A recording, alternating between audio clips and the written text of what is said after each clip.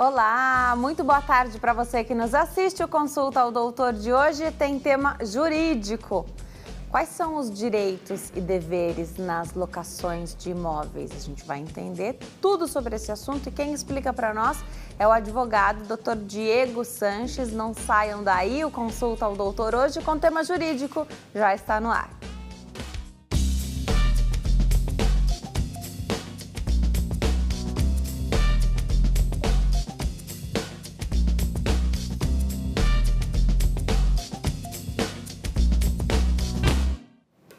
Olá para você que nos assiste de qualquer parte do mundo, o Consulta ao Doutor já está no ar. O tema já foi anunciado em todas as nossas redes sociais, direitos e deveres nas locações de imóveis. Acredite, nós todos devemos saber sobre este assunto. De repente você precisa ajudar alguém aí que tem alguma dúvida, então devemos ser multiplicadores dessa informação. Aproveita para participar pelo telefone 0 operadora 11 3337 5886, 3337 5886, pelo facebook.com/consulta ao doutor e o facebook.com/Denise Luque. Faça sua pergunta nos comentários, na linha do tempo ou pela mensagem particular, não tem problema. Dá para participar também pelo Instagram e eu te convido a seguir meu perfil lá no Instagram, @DeniseLuque, tem muitas fotos, vai lá que vale a pena, vai curtindo as fotos e faça seus comentários também sobre o tema do dia. Sempre, na última foto você pode fazer seus questionamentos e se quiser, pode mandar o seu inbox também, a sua mensagem particular. Esse mecanismo é habilitado em todas as minhas redes sociais para que essa participação seja possível sempre. Não se esqueça de se inscrever no meu canal do YouTube, youtube.com/DeniseLuque, e não deixe de se inscrever no canal da HIT no YouTube, porque você vai ser notificado, então se inscrevendo e ativando as notificações, você recebe a informação de um vídeo que subiu para o canal, de uma transmissão que está acontecendo ao vivo e todo o nosso conteúdo pode ser assistido no canal da HIT TV lá no YouTube. Entra no YouTube, escreve HIT TV no mecanismo de pesquisa, de busca e você vai nos encontrar por lá também. Hoje eu tenho o prazer de receber o advogado Dr. Diego Sanches. Doutor, obrigada por ter vindo, é uma alegria te receber aqui. Boa tarde, Denise, obrigado pelo convite, obrigado por estar aqui. Esse tema é maravilhoso, né?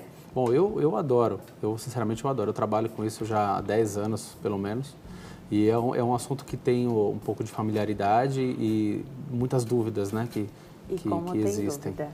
Tem muita dúvida sobre esse tema. Sim.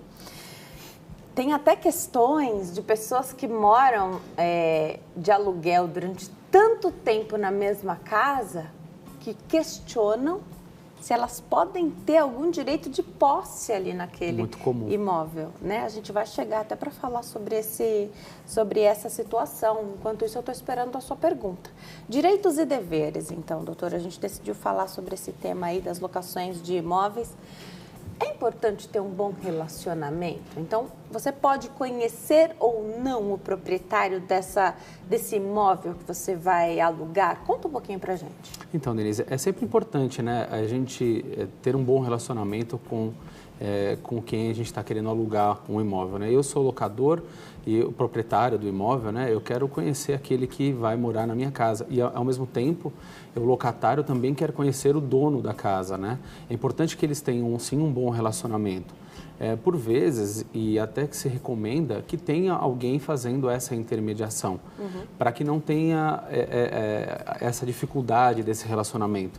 Por isso que cada vez mais, e é muito comum que tenha uma imobiliária, um corretor que faça essa intermediação entre o locador e o locatário. Mas é muito importante que eles tenham bom senso, que eles tenham um bom relacionamento, para que caso haja algum problema que tenha que ser resolvido, eles possam entrar num acordo e possam resolver isso. Então, você pode não conhecer quem é o proprietário, mas você pode ter um bom relacionamento com aquele que faz o intermédio disso, que pode ser um corretor, a própria imobiliária ali, você pode conversar com qualquer pessoa da imobiliária, mas tem que ter um bom relacionamento. Sim. Tem que ser uma imobiliária que trabalhe direitinho também, que não negligencie os seus imóveis ali que estão para o cuidado, né? Sim, com certeza. As imobiliárias, elas são fiscalizadas, né, pelo órgão, pelo CRESSE. Então, é importante que seja uma imobiliária idônea né, e que busque sempre intermediar e pacificar, né, e não tente sempre solucionar os problemas, né, dessa locação. Agora, não conheço nenhuma construção que pode ser mais rápido ou a longo prazo aconteça um vazamento. Ah, muito comum em edifícios, ainda prédios, né? É muito mais frequente isso acontecer. Às vezes a propriedade é nova. Eu queria entender como é que faz esse intermédio. Então, você alugou um imóvel, pode ser um apartamento, pode ser uma casa, e aí sua parede começa a ficar amarelada, em casos mais sérios ela vai ficando mais escura mesmo. Queria entender, doutor, a quem a gente aciona? Com o que a gente fala? Certo. Você como locatário, se você alugou um imóvel e encontrou, quando você alugou, ele estava em perfeitas condições, que é uma obrigação do locador, né, do proprietário, ele tem que te entregar o imóvel em boas condições para você morar, e depois de um tempo encontrou esse vazamento ou essa infiltração no imóvel, precisa verificar de onde vem essa infiltração. E a lei, ela é muito aberta, ela não fala nesse ponto ou nesse ponto é de obrigação do locador ou do locatário, caso a caso. Então, eu preciso verificar se é um problema estrutural do imóvel ou não é estrutural do imóvel. Se é um problema estrutural, encanamento, por exemplo, algo que o locatário, que quem está morando no imóvel não tem acesso, né? Então é de responsabilidade sim do locador, do proprietário do imóvel. Agora, se é, por exemplo, no banheiro, sabe aquelas válvulas hidra, né, que a gente falava, aquela válvula que você aperta e na descarga, que tem um vazamento, tem um refil que precisa ser trocado, se for o problema do refil, é uma responsabilidade do locatário. Certo? Então, até pelo uso. Até pelo uso, exatamente. Então, aquilo que for danificado pelo uso e causou algum problema é responsabilidade do locatário. Aquilo que não for decorrente do uso comum é do locador, é do proprietário a responsabilidade. Agora, é lógico que você pode ter casos em que o proprietário se interesse por fazer essa manutenção, afinal, a propriedade é dele, né? Tem outra pessoa usando, mas a propriedade é dele, a gente não quer que a nossa propriedade fique degradada, enfim. E você pode ter o caso do inquilino não contar, porque a casa não é dele mesmo, ele mal fica ali na casa, se a parede está ficando verde ou mais escura por conta de um vazamento, ele não está nem aí, ele põe um armário ali que ele não vai ver aquela parede, aquele vazamento, a infiltração. E aí? Quando ele entrega esse imóvel, por exemplo, ele pode até pintar, enfim, mas brevemente, dependendo de como a situação está, o proprietário vai saber que ali tinha um problema que nem foi avisado. É um dever de quem mora ali, do inquilino, avisar sobre essas questões. Você pode ter um proprietário desinteressado, mas você pode ter um proprietário muito interessado em sua propriedade, né? Sim. O proprietário ele não tem como saber dos problemas do dia a dia do imóvel. Quem tem esse acesso é o locatário, é quem mora ali, né? Então, é da responsabilidade do inquilino, do locatário, comunicar o locador e quando tiver uma imobiliária, um intermediador, comunicar essa intermediadora para que eles possam tomar as medidas, né, que sejam necessárias, né?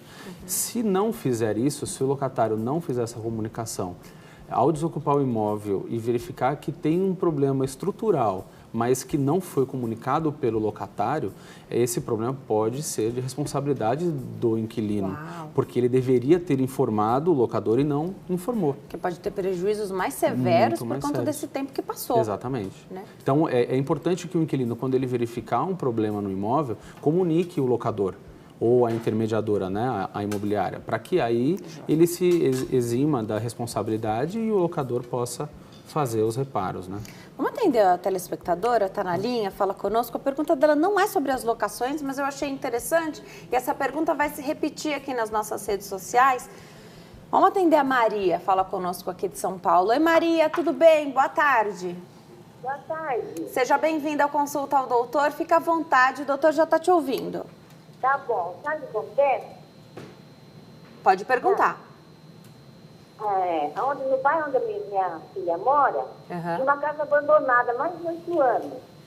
E não aparecia nunca o dono. E aí, como não tinha onde morar com as 2 crianças dela, que ela não podia pagar aluguel, não podia não pode, né? Aí ela pegou a casa abandonada, cheia de mato, cheia de sujeira, que os drogados entravam lá, fazia maior sujeira, mas muito sujo mesmo. E ela teve coragem de entrar lá e limpar e entrar, né? E agora, agora, apareceu o dono e ele quer cobrar aluguel. Não tem água, não tem luz. A água ela pega no riquinho. Tá. Maior sujeira. E agora o homem quer cobrar aluguel, diz que apareceu o dono. Você acha certo? Tá bom, Maria, o doutor vai te dar o aconselhamento jurídico aqui. Essa pergunta vai de encontro àquela outra que eu fiz no começo do programa. Às vezes a pessoa mora há muito tempo na casa de aluguel e se sente dona, né? Esse caso nem tinha um contrato de aluguel. Ela se apropriou, então, dessa casa, limpou, fez tudo o que precisava, mas é uma casa que, pelo que eu entendi, não tem luz, não tem energia elétrica. Ela simplesmente está morando naquela construção. Apareceu o dono agora. Isso já faz 8 anos que ela está lá. Explica um pouquinho pra gente esse caso. O que ocorre, assim, primeiro a gente precisa entender quando é locação e quando não é locação. A locação, não necessariamente eu preciso ter, aconselha-se que seja dessa forma, mas eu não sou obrigado a ter um contrato escrito. Eu posso ter uma locação verbal. Então, eu autorizo que alguém more lá nesse endereço, me pagando uma quantia em retribuição, que é o aluguel, né? Nesse caso, pelo que eu entendi, não teve essa autorização em retribuição ao aluguel. Então, a gente fala que, na verdade, seria um contrato de comodato, que é o empréstimo, certo? Mesmo que seja, que não tenha sido expressamente autorizado, né, nessa situação. Agora, o proprietário está querendo, pelo que eu entendi, está querendo ou a propriedade de volta, a posse de volta, ou o pagamento de aluguéis, é isso, não é? Que ele está pedindo. Ele está querendo cobrar está querendo cobrar alguma coisa. Mas ela está questionando que a casa não tem água, energia elétrica. No caso, ele teria que... Se for um contrato de locação, se tiver que retribuir pelo uso, é uma obrigação do locador, uma obrigação do proprietário fornecer água e energia elétrica, que tenha condições. É óbvio que o inquilino vai pagar isso, mas tem que ter o uso, né? Ele pode usar o imóvel. Porque é o proprietário que tem que dar entrada nisso, né? Ele tem que deixar estruturado para aquilo, porque aí o inquilino ele vai, a empresa fornecedora de água e luz para pedir a ligação. Achei legal essa pergunta, porque mesmo assim, ela pode não concordar, mas ele pode pedir a desocupação desse imóvel. Pode pedir a desocupação. Pode pedir. Então, ela perguntou se você acha certo, independe do que a gente acha. É direito dele. É direito desse... Agora, ela não está certa porque ela não tem a papelada, mas se ele diz que ele é o proprietário... Ele vai ter que provar isso. Ele tem que mostrar também ali no... Ele vai ter que provar que ele é o proprietário e pedir a posse do bem também. Ninguém pode se apropriar simplesmente de um local, né? Mas se ele está dizendo que ele é o dono, ele vai ter essa documentação. Isso. Aí para mostrar. Aí um telespectador ligou para cá e perguntou se tem diferença de registro de imóveis e escritura. A escritura, a lei ela é muito clara, dizendo que para eu adquirir um imóvel, uma casa, um apartamento, uma chácara, para eu adquirir um imóvel é por meio de escritura que deve ser registrada no cartório de registro de imóveis. Então, eu tenho uma escritura lavrada dentro de um cartório de notas e aí eu levo essa escritura para um cartório de registro. Então, são atos contínuos. Perfeito. Eu assino a escritura, depois eu registro. Perfeito. Tem tanta pergunta, falei que ia acontecer isso. Nós falamos do vazamento, a questão de encanamento, né? Agora, o telhado é que deu problema, doutor. A gente sabe que país afora a gente tem telhados muito diferentes. Às vezes aqueles que esquentam muito também, até racham, quebram, dependendo de mudança climática. Queria entender o que é direito e dever aí nessas questões, então, do telhado. Uma forma muito simples de saber de quem é a responsabilidade é o seguinte: o inquilino, ele tem acesso ao telhado, ele sobe lá no telhado. Se ele subiu para colocar uma antena, para fazer alguma coisa, ele causou aquele problema. Agora, se ele não fez isso, foi por uso, pelo tempo, a responsabilidade é do proprietário, é do locador. Entende? Se o inquilino deu causa àquilo, a responsabilidade é dele. Agora, se o tempo foi o causador, é do proprietário, né? Pode ser muito difícil, em alguns casos, de conseguir essa resposta, até porque você falou que é ideal que seja feito um contrato, mas as locações podem acontecer mesmo sem um papel assinado. Sim. Pode ser muito difícil encontrar essa pessoa e aí, de repente, a sua casa está enchendo de água quando chove, né? Então, tá entrando pelo seu telhado. Como é isso? Quem mora, o inquilino, ele pode fazer a obra e depois cobrar? Isso, estou usando a questão do telhado, que é algo muito urgente, diferente se é uma infiltração, uma coisa que pode esperar 1, 2, 3 meses. O ideal é que ele faça essa comunicação para que dê a oportunidade do locador fazer com algum profissional da confiança dele. Que pode até cobrar mais barato para ele, né? Porque a gente faz em vários imóveis. Tá? Agora, no caso de não encontrar o locador, ou mesmo se o locador se recusar a fazer essa benfeitoria que é necessária para a manutenção do imóvel, então o que o locatário pode fazer? Ele deve fazer a benfeitoria, porque ele está usando, e é a responsabilidade, como nós falamos há pouco, é a responsabilidade dele de informar e ele manter também o imóvel. Então, é a responsabilidade dele fazer essa benfeitoria e depois, só que judicialmente, pedir a devolução, né? Pedir o ressarcimento desses valores. Por isso que o ideal é conversar com o locador, com o proprietário, conversar com a administradora, que é a intermediadora, para que faça a benfeitoria, o próprio locador. Mas, se não, ele pode fazer e pedir o ressarcimento. Geralmente, os contratos de aluguel têm duração de quanto tempo? Tem regra para isso? Não é uma regra fixa, mas a lei ela dá alguns benefícios ao locador e ao locatário para os contratos que são feitos a partir de 30 meses, os residenciais. Tá? Então, normalmente, os contratos residenciais, que são para moradia, né, da pessoa, com contratos com 30 meses, que são 2 anos e meio. Tá. Aí, de repente, você sabe, você fez o contrato ou nem é um contrato, você conversou, a pessoa está morando em outro estado, outra cidade, tem outra casa, outra vida, e fala assim, olha, você pode morar nessa casa e eu não vou precisar voltar aqui, ela pode voltar quando ela quiser, que é dela, né? Pelos próximos 10 anos. O marido foi transferido, a esposa, de repente não estão nem mais no Brasil. E aí essa família que está morando lá falou, então vamos fazer algumas reformas aqui nessa casa. Não vou nem entrar na questão de abater isso do aluguel, tá? Do que foi combinado ali de valor a ser pago. Mas o inquilino pode fazer reforma sem avisar? Ele precisa sempre da autorização do proprietário. Porque uma obrigação dele no término do contrato, no término da locação, é devolver o imóvel nas mesmas condições em que ele encontrou. Então, para ele fazer alguma melhoria, vai construir um outro cômodo, trocar o piso, pintar o imóvel, é importante que ele faça de comum acordo com o locador. Mesmo a pintura? A pintura, ela serve para manutenção, tá? Sugere-se que se ele vai alterar a cor, fazer alguma coisa, que sugere-se que que faça a comunicação. Avise, né? Sempre. Isso, avise. Perfeito. Porque ele pode não gostar, depois vai entregar de outro jeito, você passa uma tinta de uma cor roxa, por exemplo, depois para voltar para o branco que estava antes, pode não ficar exatamente como a pessoa deixou, né? Agora, essa história de entregar em boas condições, foi entregue a você para morar, então, como inquilino em boas condições, e você precisa devolver ali do mesmo jeito. Isso acontece de fato? Ou é problema difícil. Isso? Porque aí a pessoa já foi embora, né? Quando é que essa vistoria é feita? Isso é muito difícil. É muito importante que quando você faz o contrato, quando começa a locação, que seja feita uma boa vistoria. Uma vistoria minuciosa, com fotografias, para você ter um documento para comparar lá no final, né? Agora, quando a pessoa desocupa o imóvel, o locatário já é obrigação da lei, né? A lei determina isso. Ele fala que eu preciso devolver o imóvel nas mesmas condições que estavam lá no começo, né? Agora, quando ele não faz, eu preciso fazer essa vistoria de desocupação.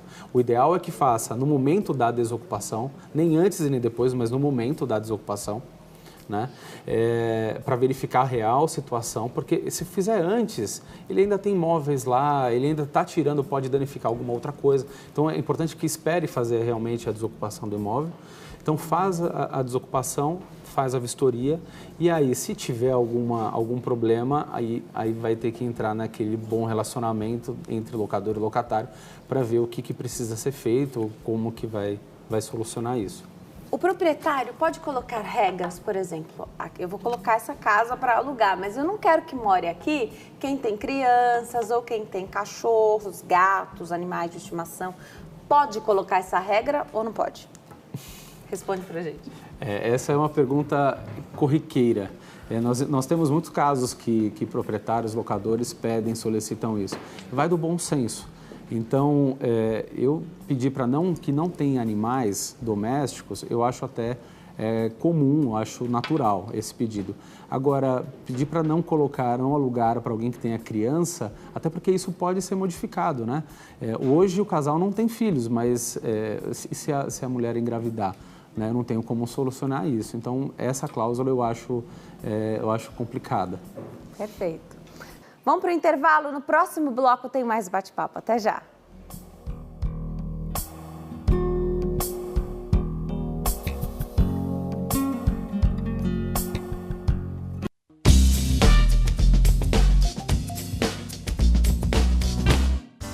Nós estamos de volta hoje com um tema jurídico bastante pedido aqui no Consulta ao Doutor para a gente falar sobre direitos e deveres nas locações de imóveis. Quem tira as nossas dúvidas é o advogado, Dr. Diego Sanches. Doutor, tem pergunta para você que não acaba mais. Olha esse caso, que interessante. Horrível, né? Mas é interessante porque a gente nunca acha que alguém vá fazer uma coisa dessas, né? Havia um contrato de aluguel. O inquilino passou a ficar inadimplente, o proprietário, não vendo jeito daquilo ter fim, né, pediu o imóvel de volta. Quando ele pediu o imóvel de volta, a pessoa simplesmente destruiu a casa, colocou um trator dentro de casa, fez um buraco ali na garagem, de modo que isso abalou a estrutura da casa e agora a casa precisa ser demolida. Esse proprietário vai ficar só o proprietário do terreno, porque a casa mesmo ficou inabitável. O que pode acontecer? Que direitos tem o proprietário nessa situação? Isso é um absurdo, né? O locatário fazer isso. Na realidade, o locador ele teria o direito de ingressar com ação de despejo, entrar com ação de despejo pedindo a desocupação, ou ainda nesse caso, ele pediu para desocupar o imóvel para depois talvez fazer um acordo, alguma coisa dessa forma. Uhum. Para não aumentar a dívida, talvez, Para não aumentar talvez, a dívida. Né? É comum isso também acontecer. Desocupa, depois a gente faz um acordo, tenta fazer alguma coisa para resolver. Agora, nesse caso, o locador tem por direito a cobrança dos valores de aluguéis, até a data que ele ficar no imóvel, que o inquilino ficar no imóvel, e também tem por direito os valores que ele tiver que gastar para deixar o imóvel do jeito que estava no começo da locação. Agora, a dificuldade vai ser dele conseguir receber todos esses valores, né? Porque, convenhamos, se o inquilino não estava conseguindo pagar o aluguel, imagina agora para construir a casa, os valores dessa construção. Essa vai ser a dificuldade. Vai ser a dificuldade. Por isso a importância de, quando fazer um contrato de locação, verificar a garantia dessa locação. Um fiador. Bom, num caso desse, se havia um fiador, a responsabilidade agora é do fiador. É do fiador. Por isso que é importante, a gente vai entrar nesse assunto aqui, falar da fiança. Se você vai ser fiador de alguém, você precisa conhecer e confiar nessa pessoa, né? Não dá para sair dando garantias aí, nunca, mas especialmente no momento que a gente vive agora, né? Sim, com certeza. O que é um fiador? Explica pra gente. Quando você é fiador de uma locação, você, na verdade, está se responsabilizando pelo quê? E o que você dá como garantia? Você, na verdade, o fiador é sempre uma pessoa que está dando o próprio nome como garantia de algo, né? Em específico, no nosso caso aqui agora, a locação. Uhum. Então, quando eu aceito ser fiador de alguém, eu estou me responsabilizando que, em caso deste alguém não cumprir com as obrigações, eu vou cumprir. Né? Então, eu vou responder não com a minha casa somente, mas com todo o meu patrimônio. Então eu vou responder com aquele dinheirinho que eu tenho guardado na minha conta, eu vou responder com o meu carro, com a minha casa, com o meu apartamento, com tudo, até satisfazer, até chegar no valor que o inquilino estava devendo. Então eu respondo pelo todo, por tudo aquilo. Agora, a pessoa para ser fiador de uma locação, ela pode pensar, mas o valor é baixo, eu tenho condição de arcar com aquilo, mas o que eu quero saber, todos os meses, esse fiador pode entrar em contato com essa imobiliária, por exemplo, ou até com esse proprietário, para saber se o inquilino, para você não perguntar diretamente para a pessoa, né, se ele está honrando aquilo que ele se propôs a fazer, se ele está pagando esse aluguel. Dá para entrar em contato e ter essa informação? Porque até você chegar numa situação que o fiador é acionado, quantos meses são? Quanto tempo? É extremamente importante que o fiador ele faça esse contato com a imobiliária, nesse caso. Fica muito mais simples, né, do que ele ir falar diretamente com o locador. Né? Então, o fiador ele pode entrar em contato com a imobiliária e perguntar, para verificar se não mensalmente, que seria o ideal, mas fazer de algum tempo, né, faça uma rotina para verificar se o inquilino ele está cumprindo com a obrigação, né? O fiador, eu acho interessante dizer, né, da onde vem a palavra fiador. A fiança vem de confiança. Eu tenho que confiar naquele que eu estou dando a garantia. Então, para que eu mantenha essa confiança, eu tenho que estar perto e vendo que aquela obrigação dele está sendo cumprida ou não, né? Perfeito. A Augusta está na linha, fala conosco do Rio de Janeiro. Ela tem pergunta, até agora a gente está falando das locações residenciais, mas ela tem uma pergunta sobre locação comercial. A gente faz aqui essa pausa para falar do comercial também. Oi, Augusta, tudo bem? Boa tarde. Boa tarde, tudo bem? Seja bem-vinda ao Consulta ao Doutor. Fica à vontade, Obrigada. Pode fazer sua pergunta. É assim, eu tenho 10 anos que eu aluguei. Quando eu aluguei era um botequim. Era um botequim que caía nos pedaços mesmo. Transformei numa lanchonete. Botei piso, arrumei ela, fiz uma linda lanchonete. Só que ela nunca descontou nada no aluguel. Aí essa última vez que eu quero arrumar a cozinha, aí ela disse que não dá para descontar no aluguel. Aí quando eu entregar a loja, eu posso sair e deixar os 2 meses sem pagar esse aluguel ou não? Boa pergunta, Augusta. Um abraço para você e para o pessoal de Coelho da Rocha, no Rio de Janeiro. Doutor, aqui a pausa, então, para falar do aluguel da locação, né, comercial. E aí, o que a Augusta falou acontece muito. Às vezes, para você colocar o seu negócio para funcionar, você precisa fazer uma reforma e pode ser que o proprietário até concorde com aquela reforma, né, porque ele precisa estar ciente, concordar, mas ele não tem condição de abater isso do aluguel, né? Aí ela fez por conta dela, pagando, né? Ela arcou com isso. Agora, ela precisa reformar essa cozinha. Como é que faz? Augusta, obrigado pela pergunta. É interessante isso, é muito comum isso acontecer, porque no caso dela, ela precisava fazer essas reformas exatamente para ela poder exercer a profissão dela, exercer o trabalho dela. Então o locador não queria fazer, mas ela precisava, porque ela precisa para trabalhar, natural, né, que ela faça. Agora, exigir que o proprietário, que o locador faça, eu não tenho como fazer essa exigência, exatamente pelo fato da locação e dessas benfeitorias serem para a atividade dela. Né? Às vezes, é muito comum, o proprietário ele tem um salão e você quer alugar esse imóvel, você como um locatário, pretendente a ser, né, o locatário daquele imóvel, é montar uma pizzaria. Então, o que você precisa fazer ali? Você vai ter que construir o seu forno. Eu não tenho como exigir que o proprietário construa aquele forno, né? Eu preciso fazer e o proprietário não tem interesse naquele... Até porque ele aluga o salão para ser um salão de festas, um galpão ou exatamente. Qualquer coisa. Então, é importante que ela não deixe de pagar esses 2 aluguéis, nesse caso que ela está dizendo, porque senão ela tem um direito, só que nesse caso, se ela deixar de pagar esses 2 aluguéis, ela vai ter o dever depois de pagar esses 2 aluguéis. E aí o proprietário vai poder cobrar isso judicialmente e pode dar um problema muito maior para ela.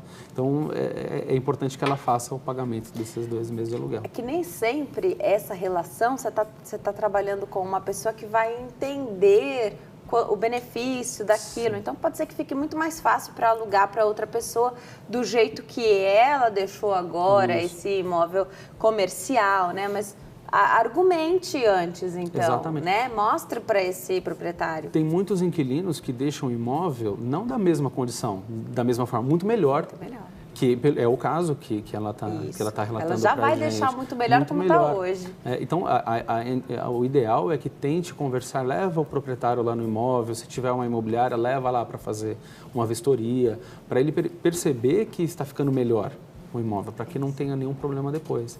Perfeito. Já a gente volta para falar dessa questão do imóvel comercial. Mas vamos lá. Você falou da fiança, de ser fiador. Quais são as opções que a gente tem hoje quando... Olha, é difícil alguém que consiga se comprometer em responder por esse valor, né? O que a gente tem de opção hoje? Porque isso também evoluiu bastante. Evoluiu muito. A lei é uma lei da década de 90. Então, na década de 90 não tinha muitas coisas, né? Como oferecer. Eu tinha o fiador, que é a pessoa, né? Então, é muito mais fácil de eu cobrar isso do fiador.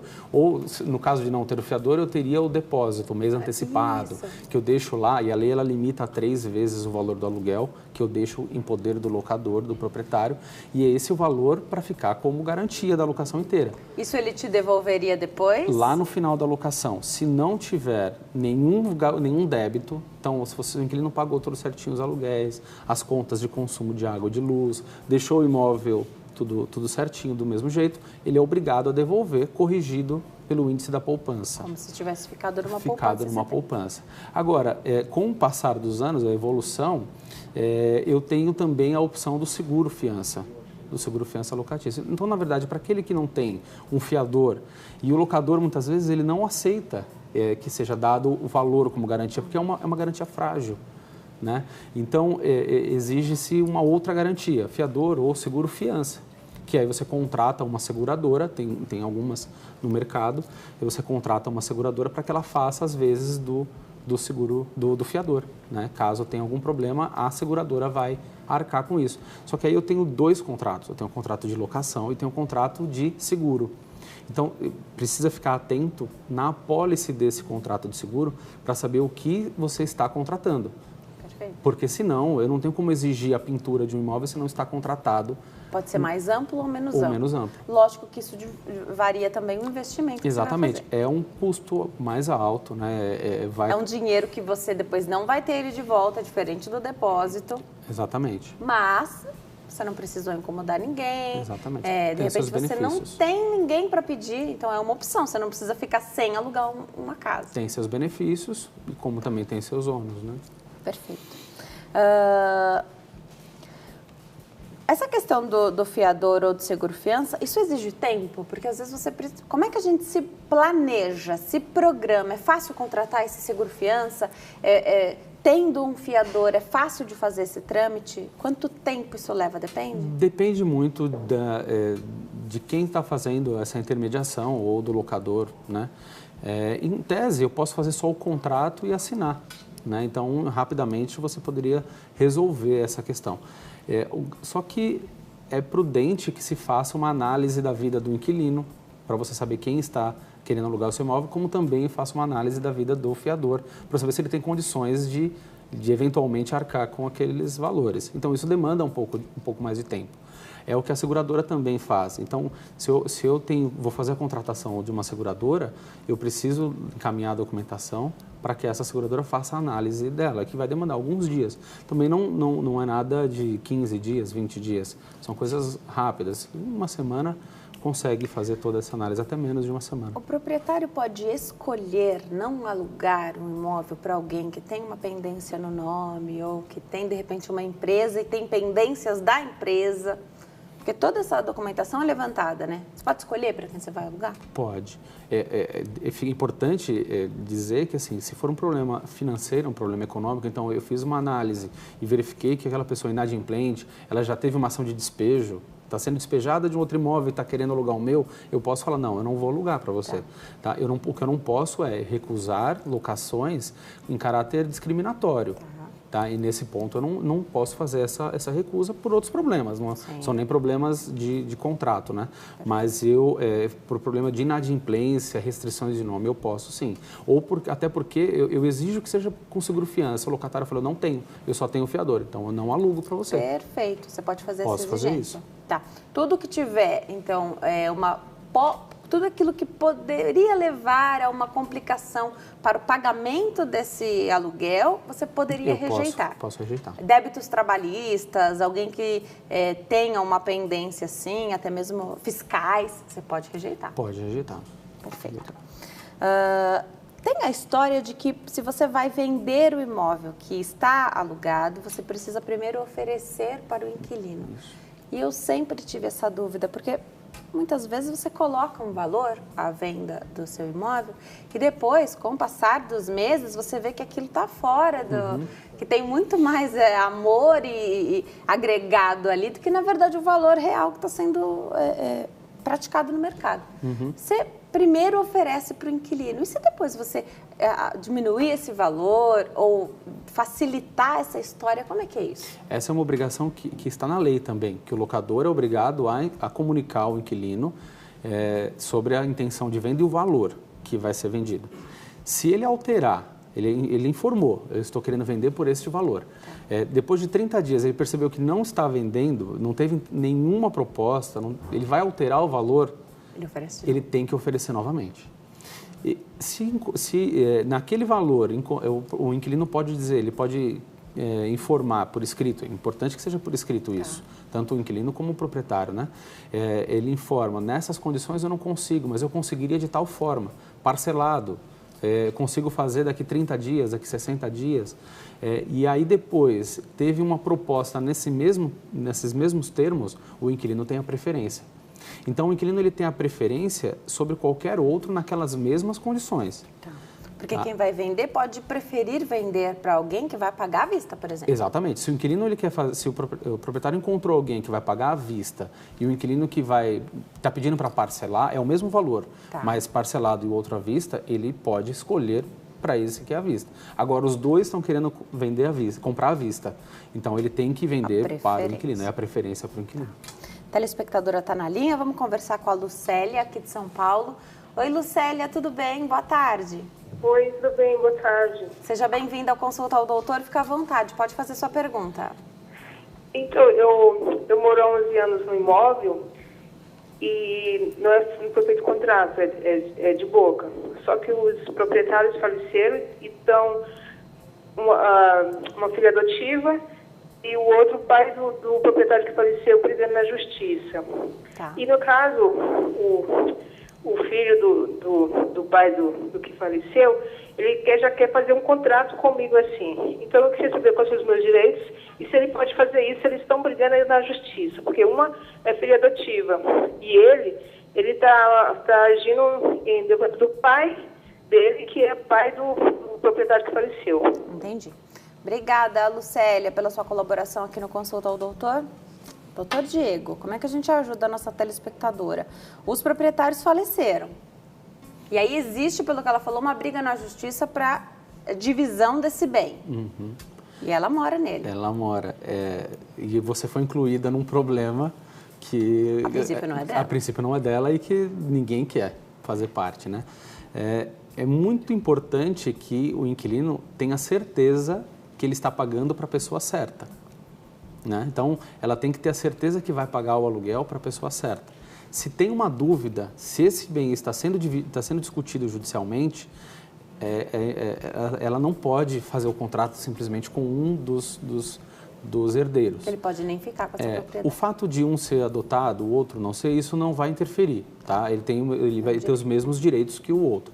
Mas se tem essa discussão, o interessante para ela seria que o contrato fosse feito em nome de todos os herdeiros, ou pelo menos assinado pelo inventariante, de quem era o proprietário. Então, a partir da morte dos proprietários, há um inventário. Deve haver um inventário. Deve existir esse inventário. Então, procure saber quem é o inventariante, e aí esse inventariante vai representar todo o conjunto de bens do proprietário. E aí ele vai ter que prestar conta para os herdeiros. Essa situação é bem interessante, porque se não há um contrato, Pode ser que, inclusive, ela pagasse esse valor ou por depósito ou em mãos do proprietário.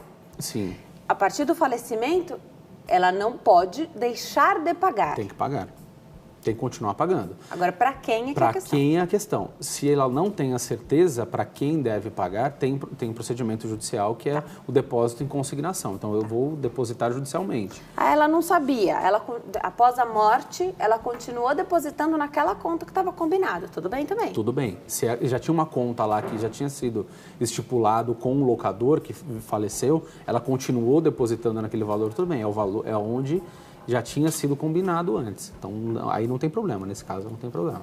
Tá. Tem uma questão muito interessante aqui, porque a gente está falando de locação, pensando que existe de fato um proprietário que tem em seu poder toda a documentação desse imóvel, que é o correto. E quando é uma locação, que não há documentação desse imóvel, como é que faz? A locação não é necessário a comprovação de propriedade. O comum é que seja o proprietário é aquele locador, né? Mas eu não preciso ser proprietário para alugar. Eu tenho que ter a posse para poder alugar. Então, eu entrego a posse para você. É comum, por exemplo, o pai, ele doa para o filho a propriedade e fica com o usufruto. Então, quem aluga não é o proprietário, o filho, é o pai, é o usufrutuário. Tá? Então, estou falando de um caso que está documentalmente tudo resolvido. Está tudo certo. Tudo certinho. Tá. Mas para alugar, ele não precisa ser proprietário. Se ele tiver só a posse, ele pode alugar. Mas, de qualquer forma, é um imóvel que tem a sua documentação. Que tem a sua documentação. Um imóvel legal, que foi registrado, mas você não precisa ser o proprietário, mas você tem que ter esse vínculo que tem a posse. Exatamente. Tá. Porque a obrigação do locador, não do proprietário, a obrigação do locador é dar o imóvel em condições de uso. Tá. Se ele não tem condições, por exemplo, ele não tem alvará da prefeitura, ele não tem... Não pode. Não poderia. Mas acontece também. Acontece. Por isso que eu falei não poderia, mas acontece. Tá joia. Porque aí, quem mora, o inquilino, pode ser envolvido num outro Exatamente. problema. Então, de prefeitura, pedir esse terreno, essa casa, esse imóvel. Então, se não é legal essa casa, ela tem que ser de construção legal, aprovada, tudo. Se não área for... de mananciais, por exemplo, é comum. Perfeito. Por isso que quem vai alugar, você está pagando, você está se planejando em cima dessa locação. Sim. Então, é preciso que esteja tudo direitinho. Sim. Você falou do inventário, você pode morar numa casa então, que está envolvida num inventário. Pode. Perfeito. Pode, sem problema nenhum. Perfeito. Vamos para... Ah, não, ainda falta do residencial, falar do condomínio. Você pode morar numa casa de condomínio ou num apartamento e aí você tem esse valor para pagar todos os meses.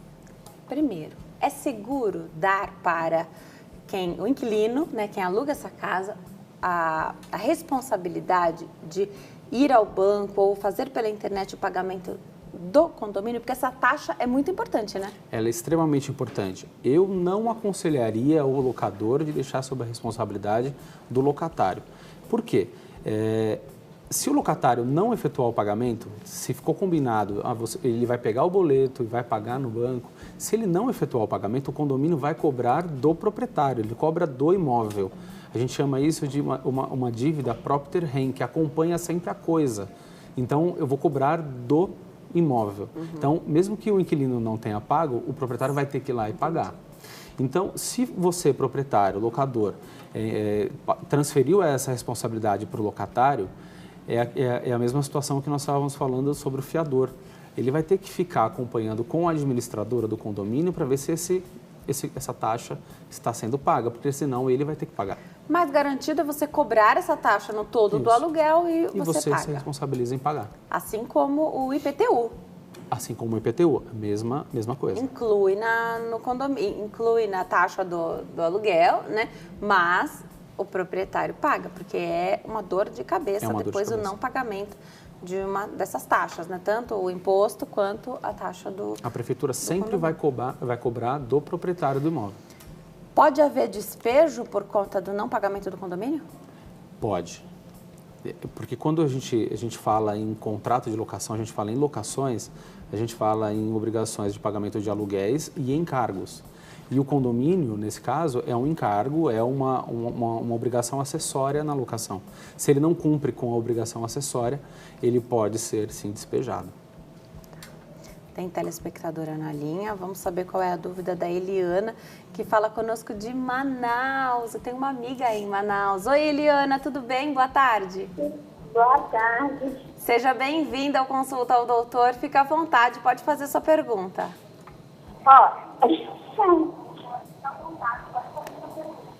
Obrigada. É o seguinte, é que eu tenho um filho que ele se acha com o direito de tudo ele fazer sem a minha permissão no imóvel. Meu imóvel é bem valorizado, entendeu? Numa área nobre. Então, eu quero fazer uma pergunta para o doutor aí, o seguinte, eu tenho outro filho, eu em vida posso passar um documento para esse outro filho, uma parte da casa, deixando a outra para ele? Então, você quer fazer já a divisão desse bem que é seu para os seus 2 filhos, é isso?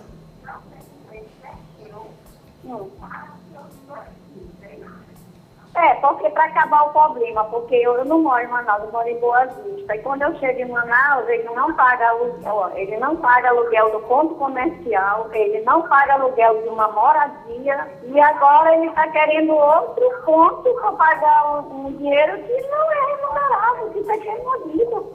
Tá bom. Eu acho que dividindo, eu acho que acaba logo isso, e fica uma parte para ele, outra para outro. Quer dividir a responsabilidade. Obrigada, Eliana. Um beijo para você, pessoal de Manaus. Doutor, dá para fazer isso?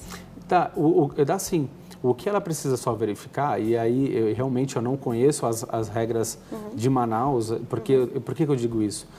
Eu tenho algumas regras da cidade que delimitam quais tamanhos de frente para fazer o desdobro, para fazer a divisão.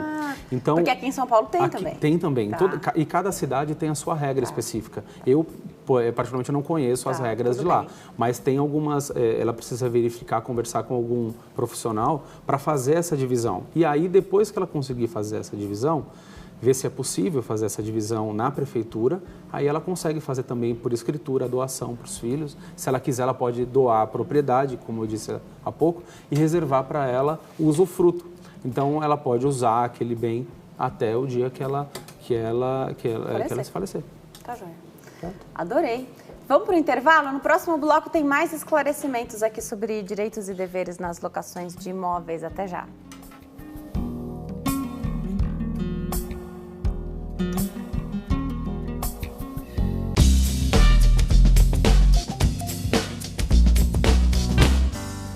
Nós estamos de volta ao Consulta ao Doutor. Hoje fala sobre direitos e deveres nas locações de imóveis. Nós passamos os 2 últimos blocos falando sobre as locações residenciais. Nesse bloco a gente vai falar um pouquinho da parte comercial, mas se você que está em casa tem dúvida ainda sobre o residencial, pode escrever para a gente ou ligar e falar conosco no 0 Operadora 11 3337 5886.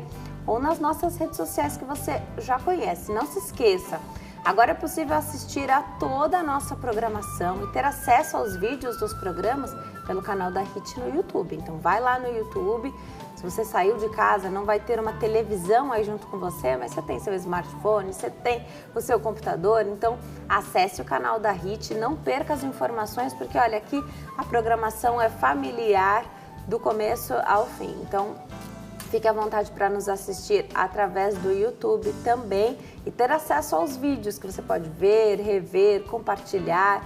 Enfim, se inscreva e ative as notificações lá no sininho. Muito fácil de fazer. Hoje eu recebo o Dr. Diego Sanches, advogado. Doutor, vamos falar um pouquinho dessa questão comercial agora?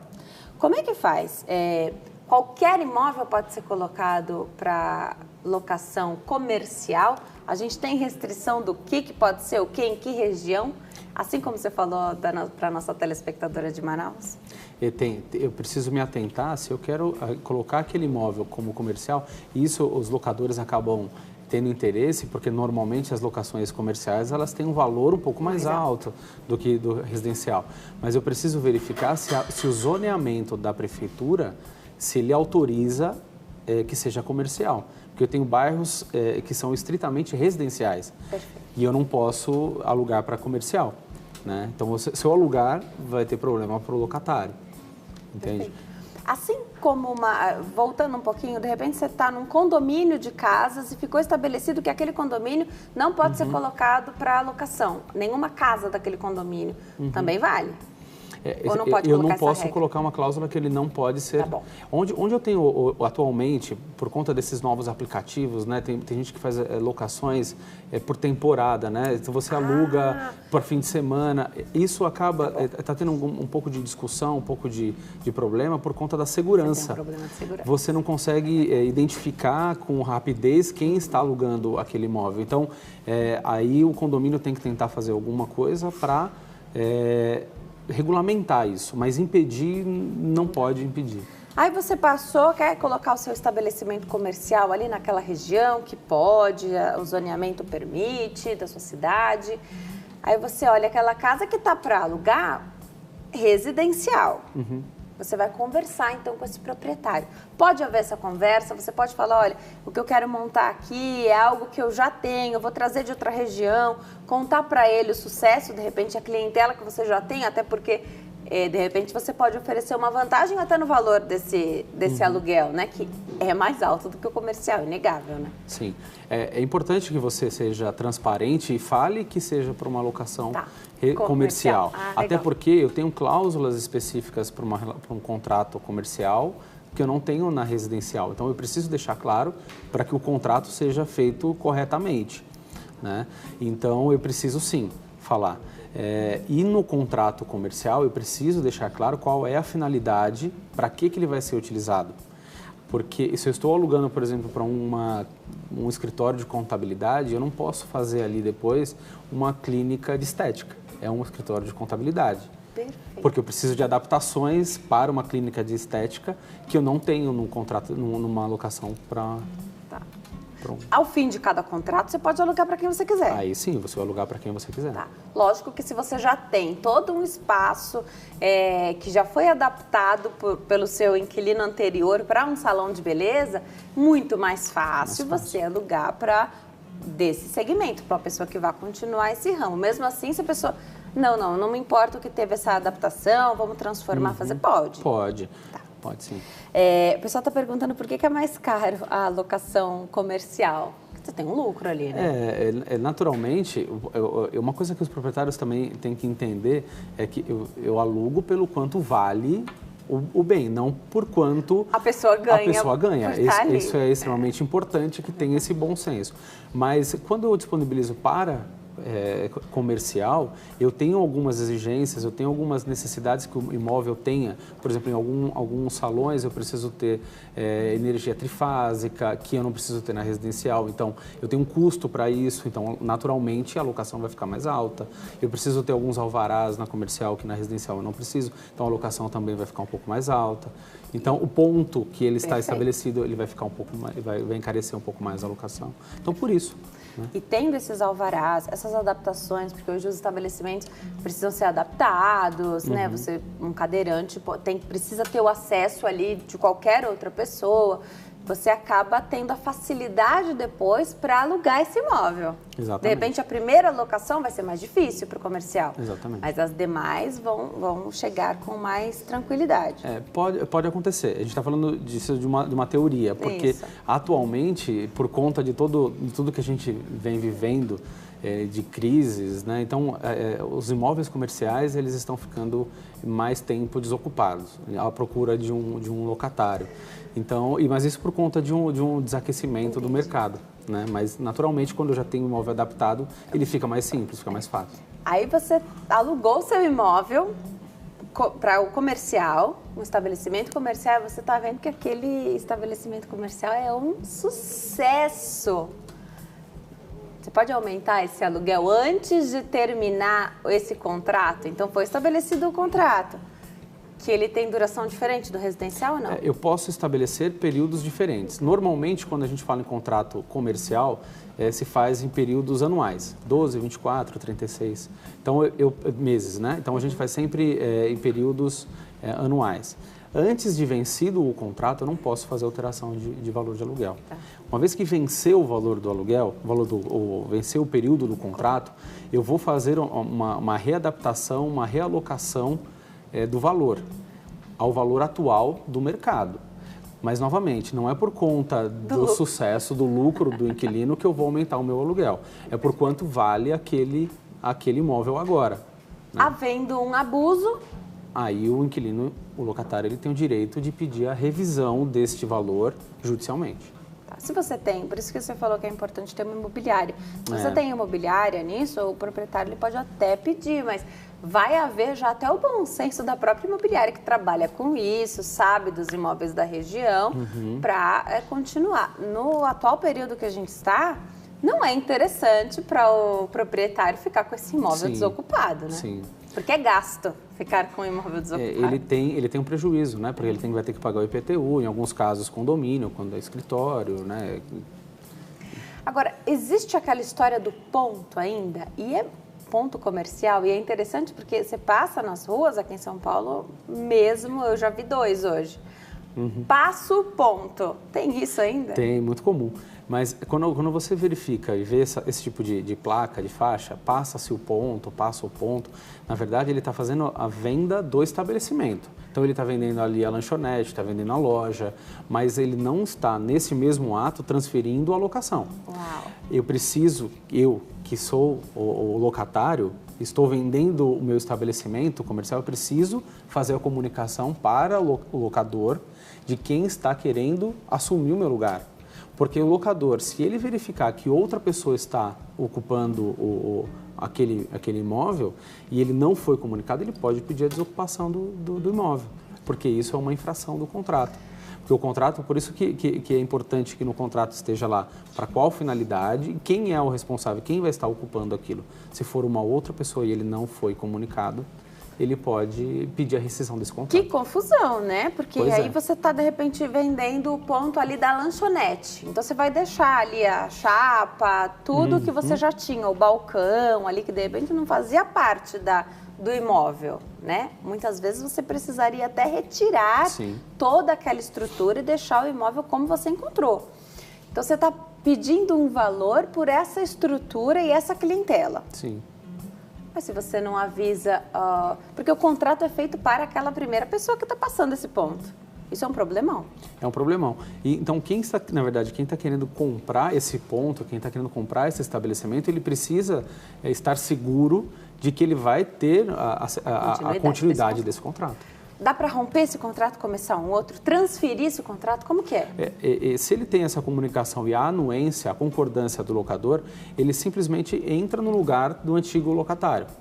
Tá? Mas ele pode, e até seria mais seguro para ele, que faça um novo contrato já em nome dele, com um período maior, que ele possa ficar lá. Regras que ele concorde, então, e concordando. Pode rescindir aquele contrato anterior e começar um novo.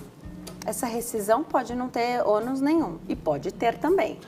Se é uma coisa já conversada, já tem um próximo, né? Já tem um próximo, é comum que se faça rescisão, não tem ônus para ninguém, e comece uma nova locação. Né? Então, é uma rescisão bilateral. As partes, elas fecham um acordo e fazem um novo contrato. Para essas locações comerciais também precisa de fiador? Porque aí eu estou pensando que já havia um fiador aqui conversado, combinado. Pode-se exigir. E olha mais um problemão. Imagine esse caso que eu tenho, passa-se o ponto que com o fiador, então eu tenho lá alguém que estava garantindo aquela locação e aí eu transfiro para um novo... Que a pessoa nem vai conhecer. E eu não conhece, mas eu perco aquela confiança, eu perco então esse elo, essa ligação, né? Eu tenho mais um problema com o fiador aqui. Tá.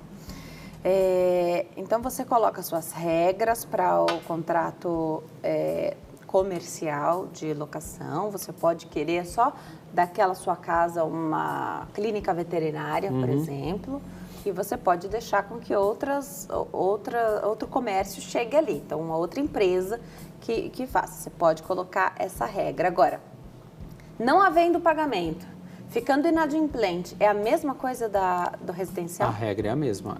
Sempre que eu tenho locação, a forma de eu pedir desocupação no Poder Judiciário, entrar numa ação, é sempre ação de despejo. Eu não tenho outra outra forma. A regra sempre será, então, ação de despejo. Tá. Tem muito telespectador perguntando aqui sobre compra de imóveis também. Se esse contrato de compra e venda é garantido, é garantia, então, de compra ou venda do imóvel. Eu achei interessante, porque pode ser que depois da locação você queira comprar esse imóvel, a pessoa quer vender.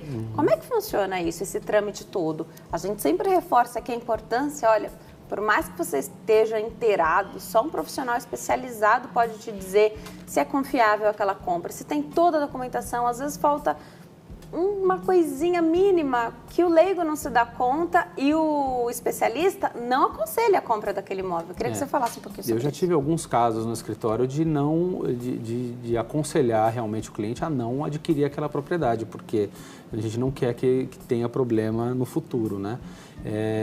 Eu não tenho como garantir nunca que não vai ter problema algum nesse contrato de compra e venda. Né? Mas é importante sim que procure o aconselhamento de um profissional para que ele esteja melhor assistido, né? Que verifique, que faça as pesquisas necessárias, né? Que faça todas as averiguações, né? Que precisa. Pode ser, vamos colocar um caso hipotético aqui, que esse imóvel que está à venda tenha sido dado em garantia de alguma dívida e aí o novo proprietário ficaria com esse imóvel, podia perder esse imóvel? Comprar e perder. Na verdade, o que pode acontecer, quando você está adquirindo uma propriedade, está adquirindo um imóvel, um dos documentos que são necessários é a matrícula do imóvel. Se ele foi dado como garantia, pode até ser uma locação, ele foi dado como garantia, tem que estar averbado nessa matrícula. Por isso que tem que pedir a matrícula atualizada. Atualizada, ela tem validade de 30 dias. Tá? Então, se não está naquela matrícula, não está averbado lá, então ele não foi dado como garantia. Tá? Então, ele precisa ser registrado, precisa ser averbado para que tenha conhecimento de todo mundo. Agora, se está lá averbado e mesmo assim eu quis comprar, eu quis adquirir, eu estou assumindo um risco. E aí eu posso ter um problema no futuro, posso ter um prejuízo no futuro. Tá. Pergunta aqui que cabe bem nesse momento. Existe alguma documentação que é prévia antes de você ter essa matrícula, esse número, esses documentos todos? Então, acontece muito, a pessoa comprou o terreno, mas ainda não tem a documentação, ela só tem a comprovação, às vezes tem um contrato até de compra e venda, mas uma coisa mais informal, assim, ela tem que comprovar o que ela pagou, que aliás é importantíssimo isso, né? Às vezes é melhor fazer um depósito bancário, né? Do que dar o dinheiro na mão da pessoa. Se der o dinheiro, tem que ter um recibo. Um recibo, isso. Queria que você falasse um pouquinho. Tem uma documentação, então você não tem ainda tudo isso, escritura, você não tem, mas você tem ali esse documento prévio de que você agora, então, tendo quitado aquilo, é dono do terreno, da casa? A lei, vou te dizer, da forma objetiva como a lei diz. Para ser proprietário de um bem imóvel, eu tenho que ter escritura registrada. Eu posso ter um contrato, um compromisso de compra e venda, que as pessoas falam contrato de gaveta. Eu estou, na verdade, transferindo os direitos que eu tenho sobre aquele bem. Mas eu não tenho a propriedade real. Para eu ter a propriedade desse bem, só com escritura e registro. Então, em tese, eu não posso fazer a venda do bem, a venda dessa propriedade sem ter essa escritura. Tá? Então, o que eu poderia fazer, na verdade, seria transferir os direitos que eu tenho por meio de um contrato particular. Perfeito. Isso é muito legal, porque quando você compra um imóvel novo, ele está, às vezes, no nome da construtora. Sim. Precisa passar para o seu nome. Quando eu faço a quitação, a construtora ela vai me dar um termo de quitação, transferindo para o meu nome. O que acontece muitas vezes eu comprei da construtora e tem um banco financiando isso. Então aí esse bem vai ficar com o banco e ao final vai passar para o meu nome. A pessoa perguntou aqui, pagando em dinheiro, então dando o bolinho de dinheiro de uma mão para outra tem que ter o recibo. Recibo, pelo amor de Deus. Exatamente, tem que ter um comprovante. Isso vale para outras coisas. Qualquer pagamento. Pagamento de pensão alimentícia, o que for, ter sempre pagamento. o recibo. Isso é importante. Eu recomendo que faça por transferência bancária. Mais garantido. Porque você tem sempre, daqui 10 anos, se você precisar, você consegue esse comprovante. Então, o recibo, mesmo que seja em papel, ele se perde, né? Você pode perder. Sim. A Leila Juliana diz aqui, minha família tem um imóvel comercial alugado e ele está num inventário. O que acontece com o inquilino quando tudo for dividido? Ele tem 10 anos lá, como será feito? No inventário, ele deve estar e tem que estar especificado de com quem vai ficar essa propriedade. Em tese, ele fica dividido entre todos os herdeiros. Esse inquilino, ele vai continuar sendo inquilino, a não ser que, vencido o contrato, a família decida vender, ou mesmo que venda, ele continua sendo inquilino, se a pessoa que adquirir quiser continuar. Perfeito. Dá para vender tendo inquilino? Tendo inquilino, desde que eu dê a preferência para ele. Tá. E a pessoa que vai comprar tem que concordar que tem alguém e que tem um contrato vigente. Isso, exatamente. Legal. Essa pessoa que está querendo comprar, ela pode continuar com a locação ou não. Aí a lei ela vai determinar, ela tem que notificar, se não quiser notifica, dando um prazo um pouco maior do que o normal, são 90 dias pelo menos para fazer a desocupação. Mas nesse caso o inquilino ele pode ficar lá no imóvel pagando o aluguel, só precisa definir no inventário quem é que vai ficar responsável por essa locação. Por enquanto é o inventariante. Tá. Despejo também acontece no comercial? Também acontece. A regra é a mesma? A regra é a mesma. Não paguei. Quantos meses para ter essa ação de despejo? Quanto isso demora? Essa Porque é uma primeiro dúvida. tem a conversa, você pede, negocia, parcela.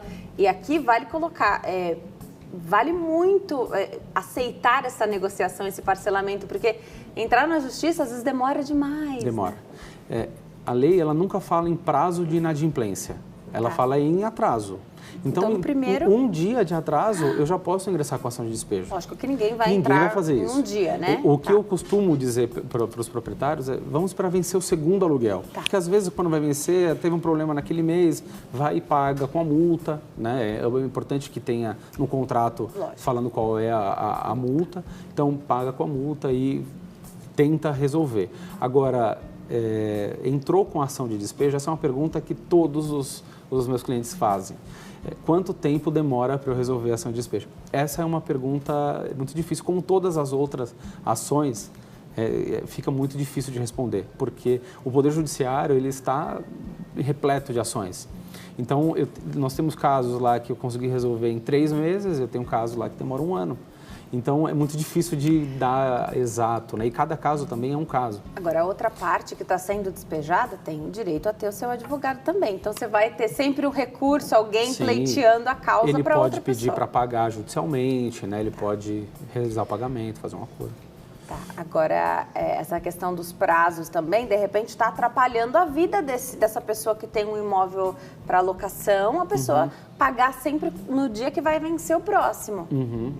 Ela pode não gostar disso, não concordar e rescindir o contrato ou não concordar em renovar esse contrato? Por essa situação de estar inadimplente e sempre paga em atraso, ele pode não querer renovar o contrato. Não pode Agora, durante o contrato é direito também do inquilino pagar com a multa. Ele pode pagar atrasado com a multa. Entendeu? Ele não poderia dar motivo de rescisão do contrato por conta da inadimplência, a não ser que seja judicialmente. Agora, para as taxas do condomínio, então, quando se tem alguém inadimplente na questão do condomínio, propõe, é o síndico que autoriza isso, se eu não me engano, né? Autoriza, então, o pagamento parcelado ou do jeito, com multa também. É importante que tenha multa, senão daqui a pouco ninguém mais... paga no dia. A multa ela tem um caráter até de prevenir novas inadimplências. É importante que tenha essa multa. Lógico que o inquilino não gosta da multa, mas é importante que tenha no contrato para que previna inadimplências, né? A habitação é algo essencial, então a pessoa precisa, na medida do possível, pagar pontualmente, né? Então, por isso que é da existência da multa, né? Perfeito. Vou aproveitar e passar os contatos aqui do doutor. O e-mail dgosanches@gmail.com, dgosanches@gmail.com, no Instagram @dgo.sanches, dgo.sanches, no Facebook Diego Santos Sanches, Diego Santos Sanches com Z. Doutor, ter esse acompanhamento, buscar um especialista, isso previne dor de cabeça que não acaba mais, né? Ter uma imobiliária por trás, com profissionais trabalhando nessa imobiliária, que seja o aconselhamento jurídico, ele pode ser pedido sempre, né, doutor? Sempre, é aconselhável que se faça. Nossa cultura, ela não é de prevenir, né? É sempre de buscar um profissional quando já tem um problema. Mas é muito mais barato você prevenir do que esperar dar o problema para contratar um especialista. Então, a prevenção ela é muito importante. Para que você, não só financeiro, mas emocionalmente o desgaste, né, que pode causar. Agora, mesmo que possa, para encerrar o programa, mesmo que possa fazer, então é permitido que se faça uma locação só com a palavra, sem o documento, é aconselhável que coloque no papel, mas Denise, olha, aqui onde eu moro, não tenho acesso ao computador, impressora, não dá para fazer isso. Pode escrever no papel? Como que é? Pode. A lei ela não fala na forma exata que precisa, por isso que admite-se, por isso que pode ser verbal. Não tem uma forma específica. Tá? O importante é que se fale quem é o locador, quem é o locatário, qual é o imóvel. Legal. Né? Porque muitas vezes você vai alugar uma casa que tenha várias no mesmo quintal, então eu preciso delimitar qual é a casa específica, quais são as obrigações, prazo de vigência. Tá? Então a lei não fala em forma expressa. Né? Então eu não tenho essa obrigação que tem que ser no computador, que tem que ser... Se puder colocar no papel, melhor. Muito melhor, mais seguro para ambas partes. Perfeito. Doutor, obrigada por ter vindo. É sempre uma alegria te receber aqui. Volto sempre. Volto. Obrigada, viu? Muito obrigado. Bom fim de tarde. Obrigada a você que escolheu ficar bem informado aqui conosco hoje. Espero que o programa jurídico de hoje tenha te ajudado de alguma forma. Escreva lá para nós. Escreva para o doutor também, se você, assim como eu, adorou esse programa. Fiquem com Deus. Até amanhã. Tchau.